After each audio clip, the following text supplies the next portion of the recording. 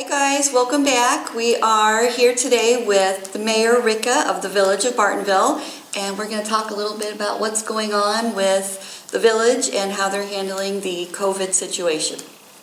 So, thank you for being here. You're welcome. Do you want to just kind of give us a little general information about the village? Okay, the village was, it's a couple hundred years old. Some of the highlights of the village, I mean, Keystone Steel and Wire, obviously. Limestone High School, used to be Peoria State Hospital, used to be up there, which is now our industrial park, which was a big employer back all the way through '72. It's a nice homegrown community. A lot of the families are generational. They've been here for several. Like my family, my great grandfather bought the property where the old homestead's at on Adams Street in Bartonville. In 1916, he bought the property, built the house in 1918, and my great aunt still lives in it. Oh my goodness, that's great. So that's cool. Yeah, there's a lot of generations. I still live here. My sister lives here.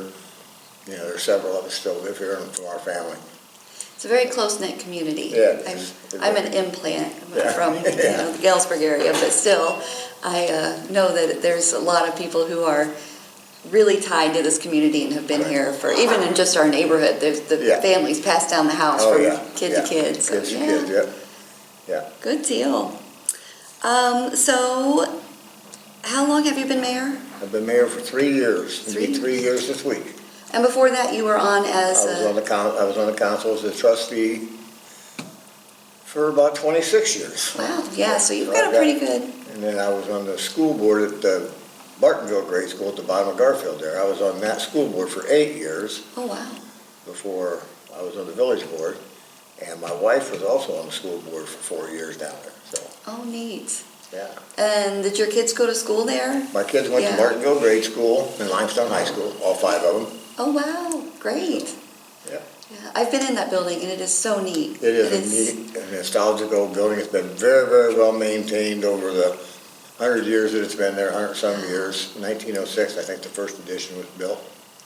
And, and that comes from board members like Jan Schindler that was on he was on the school board for years there, and guys like him, he made sure it was kept up to its, So it could survive. And not just Jan, but I mean, he came later. He came about my tenure, but you had guys like Andy Novotny that was an institution in Bartonville, and Phil Morgan, who was served on that school board for years, and they made sure guys that really cared, that lived in that school district and stayed in the school district and were around, they took care of that building. Thank goodness. It's a cool building. It is a neat building, yes. It really is. So what has changed with the village concerning the pandemic? The way we handle police calls has changed.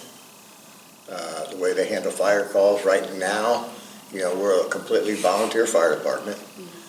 But right now, to minimize the type of the cross-contamination, we have a duty crew on first and third shifts where there's 3 firefighters on day shift, 2 on third. That way, you're not bringing 10 or 12 firemen in that could cross-contaminate. Yeah. So we're doing that, and the fire department came up with that idea. It was a great idea, and it's working out well. Police calls, we don't go into houses unless there's actually violence or, life or death situation. Try to minimize contact as much as we can. And that's the 2 biggest things, and that's the life safety issues for our firemen and our policemen. That's why and the 2 chiefs have kind of spearheaded that and done that. They've stayed in contact. They meet every day. Wow. Our police chief and fire chief, and then one of our lead dispatcher. Every day they meet with our street department guy.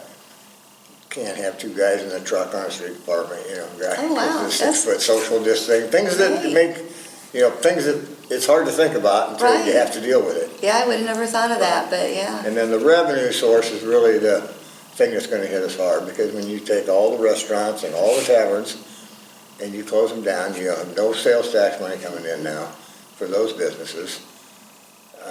It's going to, and we haven't seen the we're just into the end of the first month, so the sales tax isn't coming in as great now as it was. So it's gonna start hitting us now. So we've made plans, and we've had committee meeting after committee meeting, how to cut, where we can cut our budget. We are down to bare bones on budget, planning for less money coming in. Wow, yeah. So, and you gotta remember, gas tax, not as many people are driving, so our motor fuel tax is gonna be down. Yep. So we'll get less money for our road fund.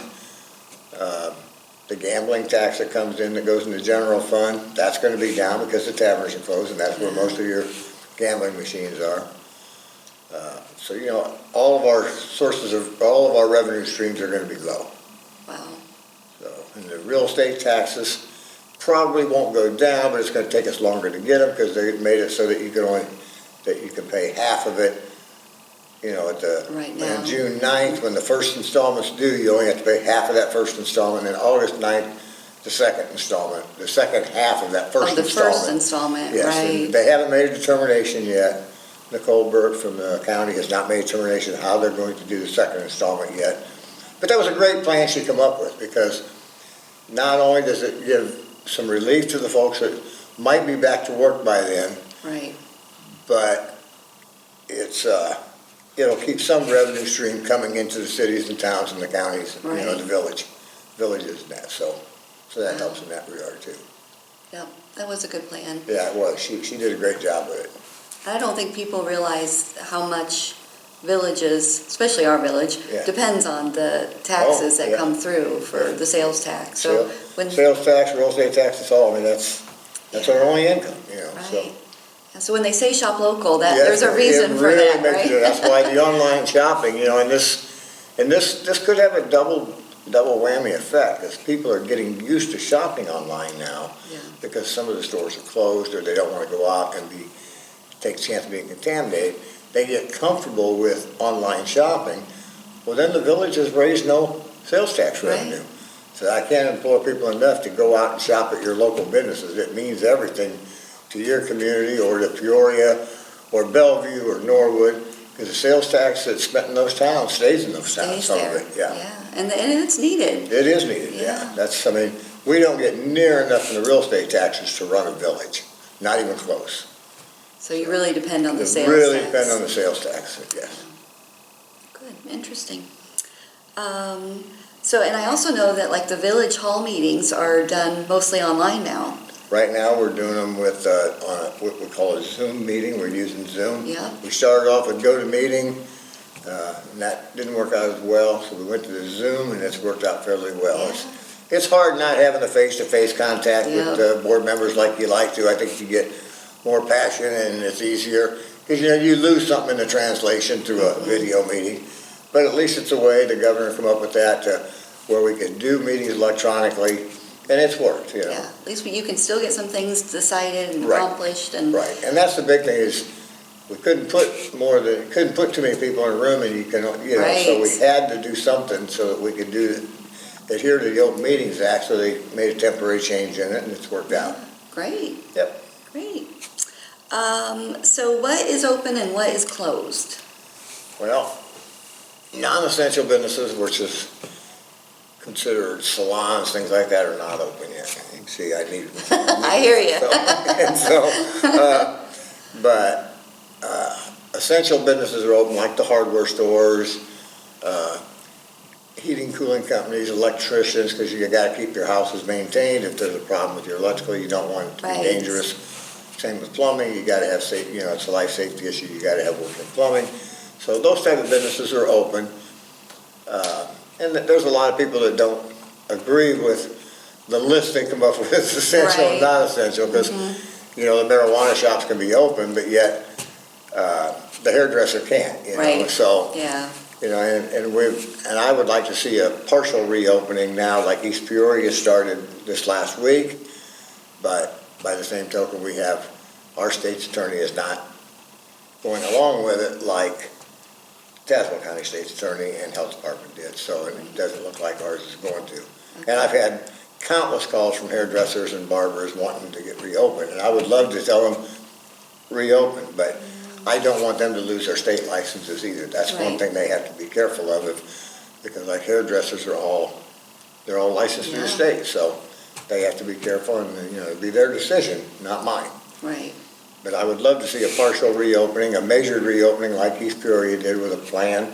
You know, restaurants can only have 25% of the people what their occupancy is in it. Mm-hmm. I would like to see that. Now, we have restaurants that are open for carry-out and drive-through, Yep.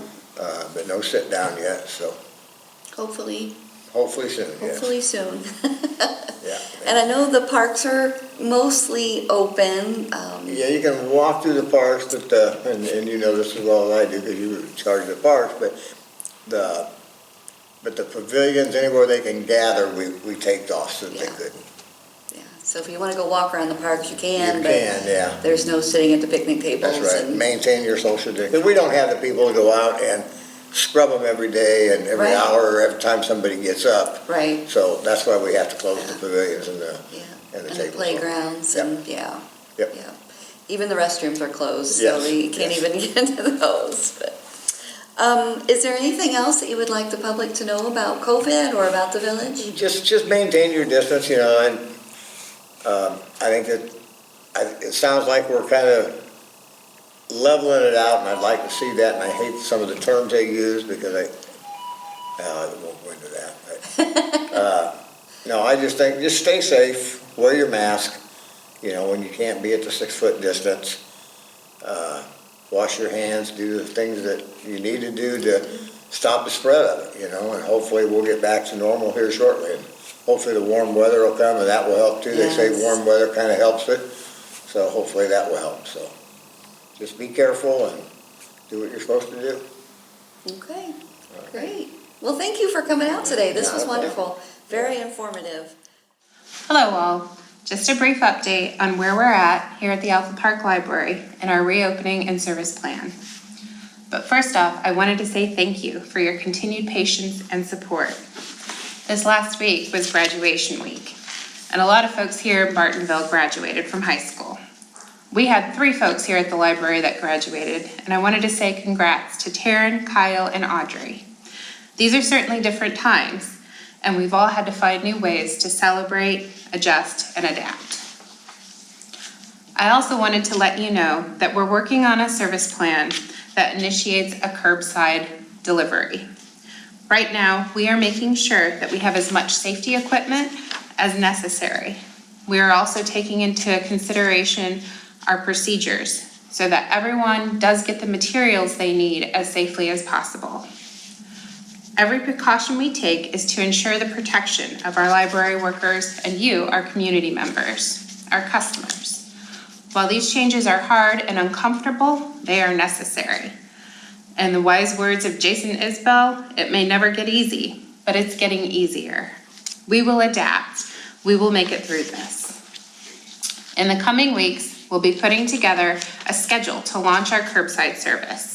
So tune into our Facebook page and our website for our updated services. We've been working with our friends throughout various library systems across the Tri-County area to try to have a similar service across the board. We know that Peoria and Pekin have started curbside already. There's more to come, and we will be on that list very soon. Our goal is to go slow and as safely as possible. We live in an area where COVID-19 illnesses are very real, and we want to make sure that we're not putting anyone at risk unnecessarily. Thank you again, and stay tuned. And thank you for your continued support and patience.